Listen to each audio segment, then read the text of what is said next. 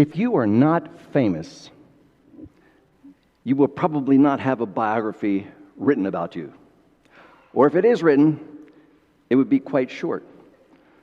For many of us, perhaps the only biography we'll have written on us will be, say, on our tombstone, maybe a little phrase or a name or our dates. I remember years ago seeing a Western, I can't remember what it was, and they had a close-up at a ramshackle, wind-blown Western town in the middle of nowhere, dust, and there outside of town was a small cemetery with little makeshift tombstones created by wood. And on one of them, it read, "Here lies Wes Moore." And then came his biography. No less, no more. That's all he got. That's all he got. And yet, if you're famous, you have long biographies written about you, often with photographs, this sort of thing. So, if you're really famous, you'll have a multi-volume biographies perhaps written about you. I have a biography of Abraham Lincoln. It's 3 volumes long, many hundreds of pages for each of the 3 volumes. Today, we're going to read a biographical word about another Abraham. We looked at him a little bit already in Hebrews chapter 11, and we're going to continue today. As I say, Hebrews 11 is a chapter, as most of you know, with short biographical studies of people known for their faith. Now, these stories are highly condensed, but still, space is allotted according to the relative strength of their faith. And so, Abel and Enoch and Noah from ancient times are each given 1 verse, although their faith was powerful. Abraham receives 8 verses today, more than anyone else in the chapter. Today we're going to look at verse 11 and 12, which include his wife, Sarah. Now, the English versions of Hebrews 11 and 12 vary slightly. I'm going to read it from the New International Version. You may be aware that the NIV was retranslated and re-edited some time ago. This was from the original early NIV, which some of you have, but it's not available now. And later in the time, we'll compare it with other versions. Hebrews 11, verse 11 and 12, from the original New International Version. By faith, Abraham, even though he was past age, and Sarah herself was barren, was enabled to become a father because he considered him faithful who had made the promise. He's speaking of God, of course. And so from this one man, and he as good as dead, came descendants as numerous as the stars in the sky, and as countless as the sand on the seashore. Picture someone flipping through a photo album while friends look over his or her shoulder. Oh, there's a picture of my parents. Oh, there's me when I was little, and there's my brothers. And this one, oh, this is me and my brothers when we've grown up, and our wives are sitting beside us. Oh, there's a picture of my nephew. That's the way that photo sharing goes if you have a family album. Well, back in Genesis, where the story of Abraham is told, chapter 11, there was somewhat of this photo album effect. Abraham at this time was still named merely Abram, which means something like a great chief, great father. His home was in this immense city of Ur in Mesopotamia, which was idol-ridden and pagan as all get out. And Hebrews 11 lists Abram's family while he lived there. His father and his brothers and his sisters-in-law and then his nephew, and it lists he himself. And then comes in this little family list, family photos, a little verse of huge significance from Genesis 11:30. It says, "Now Sarai was barren." That is an unbearable disaster in that time, not to be able to have a child. A quick sidebar about her name. Her name was spelled Sarai for much of her life. Later, God changed it to the more familiar Sarah. Because whenever I've seen Sarai, Sarai, it just sounded funny. I had never read her name in Hebrew. I just looked it up this week. It's Sarai, which sounds a lot better than Sarai or something like that. So I'm going to try to say it like that because the sound of her name change later on in her life is intriguing. If I blow it, please forgive me. Somewhere along the line, as Abraham and his barren wife Sarai lived in Ur, God appeared to him and said, Abram, leave your country, your people, your home, and go to a land that I'm going to show you. I will protect you. Anyone who blesses you, I'll bless. Anyone who curses you is going to hear it from me. And furthermore, Abraham, the entire earth is going to be blessed through you. He must have been wondering, the entire earth blessed through me. How's that going to happen? Am I slotted to do some great deed? Am I going to accomplish some magnificent history-changing feat? Am I going to write something that people will read all over the world? And then Abram was explained to by God as to in what way God would bless the whole earth. Abram, you will become a great nation. And if Abram is to become a great nation, that means that his wife, Sarai, is going to have children. And so we read that Abraham set out. Sorry, I keep calling him Abraham. His name is Abram this time. Forgive me. I'm not going to say forgive me again, but you get the idea. I probably need to say it again. So when he set out, he was already, we read, 75 years old, and he did not know where he was going. He had no child, but doubtless, since God had promised him a child, he probably thought it's going to happen relatively soon. Later, God appeared to him a second time. This is now spoken once he reached the land of Canaan, well over 700 miles away, closer to 1,000. God said this. He renewed his promise, and he added a new element. He said, Abram, not only will you become a great nation, but your offspring will be like the dust of the earth. And he meant that they would be uncountable. And the Bible happens to say that Abram was wealthy in livestock. And there's a reason for that. Of course, it's because God has started to bless him, but it seems to me there's another reason, and that is Abram had huge flocks, which say that some years had passed in order for his flocks to grow. He had walked over 1,000 miles. He had lived there several years while his flocks grew. Now, a full 2 chapters later, where even more years were ripped off the calendar, God made a promise for the third time. In Genesis 15, God said, let's start with what Abram said to God. Abram said to God, Yahweh, that is Jehovah, you have given me no children. So I think that the servant in my household will be my heir. It was a normal practice in Abram's day, and there have been documents found from other nations around there where if a child was not given to a certain couple, that they could take a slave, they could adopt him as their son, he would continue to serve them as a servant all his life, but after they died, if they died childless, he would be their heir and receive all their possessions.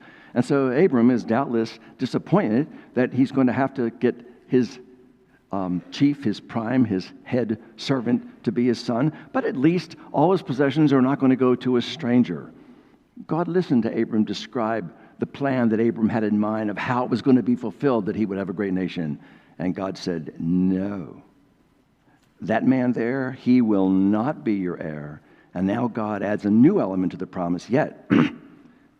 Your heir will come from your own body. Now, to foster Abraham's faith and to grow it, God waited till night, and he said, come outside. Abram went outside, and since he lived in a time unlike us where you can see a multitude of stars at night, God said, look up. He saw the constellations. He saw the sweep of the stars. He clearly would have seen the Milky Way. And God said, can you count them? No. Then, just like you cannot count these stars, no one will be able to count your descendants. They will be so many, even though your wife Sarai is barren. And so God told Abram to take several animals and to cut them in half and set them on either side to make, as it were, an aisleway between them. And then God, in the form of a fire, himself walked between the cut animals. This was an ancient way of conducting a covenant. In the Bible, it usually uses the term when people make a covenant, it uses the term they cut a covenant. This is the picture behind it. Animals separated, and both parties walk through, and it means if I fail to keep my side of the covenant, may I be butchered in the way that these animals have been cut in two. Only in this case, God did not ask Abram to walk through them. God himself walked through the animals. He was saying, I am laying my very existence and deity on the line that I will fulfill this promise to you that I have made. We read in Genesis 15, Abram believed God. This is the kind of verse that when you're reading through the Bible and you come to in Genesis 15, you tend to stop and read it a second time. It's the first mention in the Bible of exactly how people are rescued from hell to heaven, from death to life. Although Abraham obeyed God in many ways, the Bible is clear Abraham was not saved because of his obedience. He was saved, as it says in Genesis 15, God counted his belief as righteousness. God credited it to him as righteousness. Abraham was saved by faith in what God told him. Just like today, you must be saved by faith. It is possible that you might be here and tend to think of Christianity as primarily a religion of obedience. And indeed, God does call us to obedience. And indeed, any true Christian will obey him increasingly over the years. But if you're inclined to think that the way a person becomes a Christian is to get to where you obey a certain amount and finally it all kicks in, you're misunderstanding what the Bible says. The Bible says that the way someone becomes right with God is to believe what God has said. And in our day, what God has said is that the way to him is through Jesus Christ and faith in his death on the cross. Well, time goes by. And by the next chapter, Genesis 16, we read that 10 years have gone by in Canaan since God first gave the promise. Abram is now 85 years old and has no kids. Now, Abram had believed God when he made the promise, and so Abram might be willing to wait, but his wife Sarai is not willing to wait. She just will have none of it anymore. Things are not happening. Somebody's got to do something. Now, we know from the scriptures that Sarai was still attractive, and yet even though she was still attractive for her age, a thin waist was not what she was really craving. What she was craving is something else. And so she complains to Jehovah, to Yahweh, and says, the Lord has kept me from having children.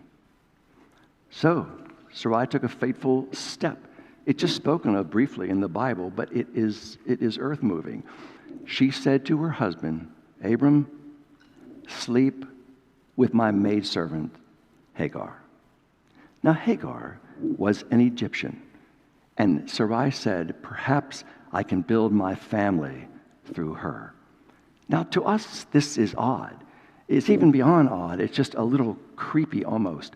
But it was an acceptable custom. And examples of this are found, again, in documents of countries all around there of how a couple who was childless, they could take a servant girl, and she would become a secondary wife, a concubine, and the father would father a child through her. And then the servant's son or daughter would become, well, if it was a son, would become the heir of the family's wealth at the end. In fact, more than that the servant's son or daughter would be considered the son or daughter of the wife who had given to her husband the servant girl. And since that was acceptable custom in that time and perfectly legal, that is what happened. And thus, Sarai, through her impatience because God was simply not coming through, decided to take matters into her own hand and pressured Abram to take the servant girl. Abram agreed. Now, here's what happened when this family took matters into their own hand rather than trusting God. Terrible family tensions resulted. Hagar began to show. And when she did, she changed her entire demeanor. She grew to have disdain for her mistress, Sarai. Her tone probably became disrespectful. She became slower to obey. She made Sarai's life miserable by taunting her, at least with her facial expressions and her actions, if not with her words. I'm pregnant, you're not. My boy will become heir of Abram's and your money. What do you think of that? Now, Sarai was terribly upset. Family tensions grew to a boiling point, and she became so harsh with her servant girl, Hagar, that Hagar fled.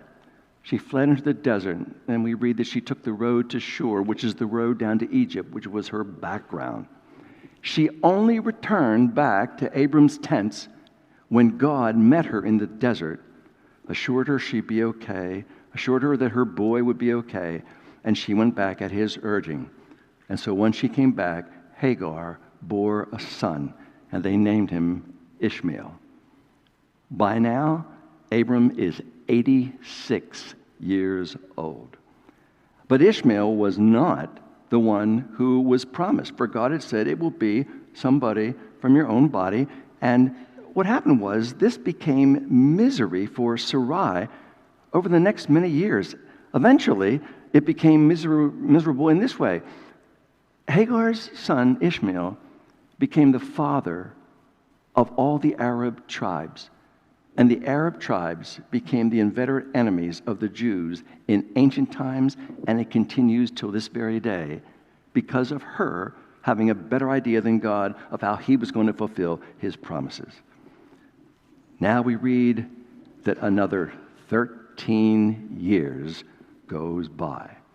And so in Genesis 17, Jehovah appears to Abram again. He is now 99 years old. God repeats the promise. He repeats it at greater length, and he uses even grander language when he says it. Abram, you will become the father of entire nations. You will be extremely fruitful. And this promise I'm giving to you and your descendants, it will last forever. It will never run out of time and be nullified. And to be clear, Abram, something that he had not made clear before, I will give you a son by your wife. She, we read, will be the mother of nations. Kings of peoples will come from her. We tend to think at this point, Abram must feel really good, but 24 years has gone by, and he's a tired man. And he's awfully fond of his boy Ishmael, who by now is about 14, 15, 16 years old. And Abraham's fond of Ishmael and could see that because he's bonded with him, he'd be glad to give him the promise. And also, so much time has passed, and I and my wife are so old. Are we really up to this? And so amazingly, in chapter 17, Abram prays to Jehovah, and he says, I'm reading from the New Living Translation now, please let Ishmael be the son whom you promised.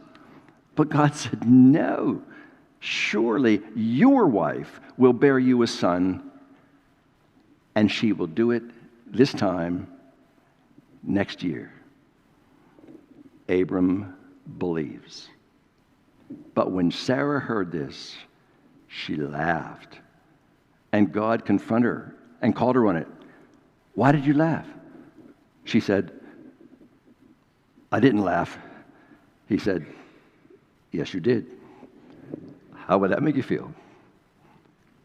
And so God, because he had told Abram, and now it was clear to Sarah that she would be the mother of the son, God said, it is time to change your names. Sarai, you will be now known as Sarah. Both Sarai and Sarah mean princess. But the name of a change anyway, the change of the name anyway, was simply to show, it seems to me, that a new day is dawned. And from now on, for ease, I'll just call her Sarah. Abram, your name will change. Your name means exalted leader, exalted chief, exalted father. Now you will be called Abraham, which means father of many. So how did the story end? Well, it ends in chapter 21 finally. Genesis 21 begins, "Now Yahweh was gracious to Sarah, as he had said. Sarah became pregnant and bore a son to Abraham in his old age at the very time God had promised." Sarah was 90 years old. Abraham was 100. They had waited since God had given the promise, 25 years. And so Sarah said, "Who would have said to Abraham that I would nurse children?" And so, at God's command, and it was a delightful command, Abraham and Sarah named the boy Isaac, which, as many of you know, means laughter. Sarah said, "God has brought me laughter, and everyone who hears about this will laugh with me." And thus, her laughter of doubt eventually became a laughter of joy. So, what do we learn from this? Why did the Bible tell us these stories? These stories are so deep. I feel like a ship on top of the ocean rather than a submarine near the bottom floor, because anything you say is just scraping the surface. But a few things from the surface. One, let's remember why this account of Abraham is given in the book of Hebrews. You may recall from the end of chapter 10.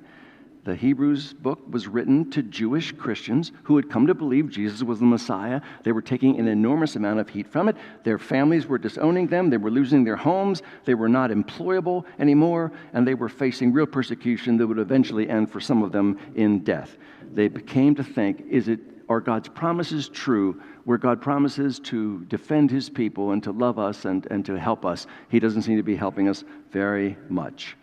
So, if that's why it was written to the book of Hebrews, it's also why it was written then to you who are reading it today. What has the Scripture promised? I mean, promised to you as a Christian that you have been clinging to, but that has not come true yet, and perhaps for a long time. It may be something fairly simple. I'm really hoping for a pleasant year at school this year. It may be a real hope concerning a relationship. You claim the Bible's promise, Psalm 37:4, "Delight yourself in the Lord, and he will give you the desires of your heart." But perhaps that relationship that you were so hoping for has never started or has been wounded and has never healed, and God's promise in Psalm seems not to come true. Perhaps you were hoping for a child and God hasn't given you that. Or perhaps for ease, for some pain of body or mind that you would give anything to be relieved from. Perhaps some of you have long wished to have a job that you really enjoy, but instead you have to grind it out at something that merely pays the bills. And for some of you, perhaps it is that you've had to move to Pennsylvania from another place that you dearly loved, and you miss your home state, and you would give anything to be back there. Well, we could speculate about why God delays giving us the desires of our hearts. We can think of some things that are true, and they sometimes encourage us, but not always. Well, it improves our character when we have to wait. Yes, it does, surely. And it makes us hungry so that when God answers prayers, we enjoy those things even more. Yes, that's true, and that's good, and it's good to remind ourselves about that. And yes, when he makes us wait, it keeps us from taking things for granted. All of that we give, but ultimately, we don't know why God makes us wait so long for the things that we so wish for, that he seems to have promised us. What we do know is this: he wants to be trusted. He loves to be trusted. It is for our good, we know, that he makes us trust him rather than giving us the things we would love right now. And we know that he asks you, as a Christian, to reject the doubts that whisper in your ear constantly, and if necessary, to 10 times a day reject the doubts that the devil whispers in your ear. God has given you this passage for the same reason he gave it to those original Jewish Christian readers. It is to keep you faithful when it seems that God waits forever to give you what you wish for. Second reason why this passage is here is to show us that faith in a Christian can be real even when it is quite weak. Do you remember that we read this passage from the early version of the New International Version of the Bible in English? It goes like this: by faith, Abraham, even though he was past age, wasn't able to become a father. But in the original language, in the Greek in which he was written, the word Abraham is not written out. He's not named. The New International assumes that the verse is talking about Abraham because Abraham was the subject of the previous verses. And the verbal form that he uses the writer uses in this verse can be read either that he was enabled or she was enabled. And so the English Standard Version represents what by far the majority of scholars believe, and I think their reasons are compelling, too detailed to go into here. It reads like this: by faith, Sarah herself received power to conceive even when she was past the age. This verse, of course, is about both of these people, but it is primarily here in verse 11 through the lens of Sarah and her faith. Now, please forgive, this seems arrogant, but I would propose there's an even better yet way to translate this, and many versions agree, and it goes like this. There's a word that even the English Standard Version, which is quite literal, has left out. By faith, even Sarah herself received ability to conceive, even when she was past the age, since she considered him faithful who had promised. Even Sarah, who laughed when God first told her she would be a mother and denied it because she was embarrassed before God because it showed that she had absolutely no faith at the time. Did her faith ever falter? Oh, yeah. And God went out of his way to talk about it in Genesis, and we read about it today. And yet, her faith came back. She got it back. She worked her way through to it, and she's commended in Hebrews for her faith. It is remarkable that she believed she would have a child when she was 90 years old. And you may recall that she lived a life primarily of faith. She followed Abraham 1,000+ miles to a country they did not even know where he was going, because God had said to Abraham, I'm going to lead you somewhere good. She proved to be a woman of faith. And as we said, her skeptical laughter turned to be joyful laughter. Now, regarding your own faith as a believer, you may have really blown it. You may have come through times when you said, God, do you really even exist? Are you really even there? I would dare say in a crowd this size, there are a number of people in this room who are saying that thing very much today, and perhaps said it this week.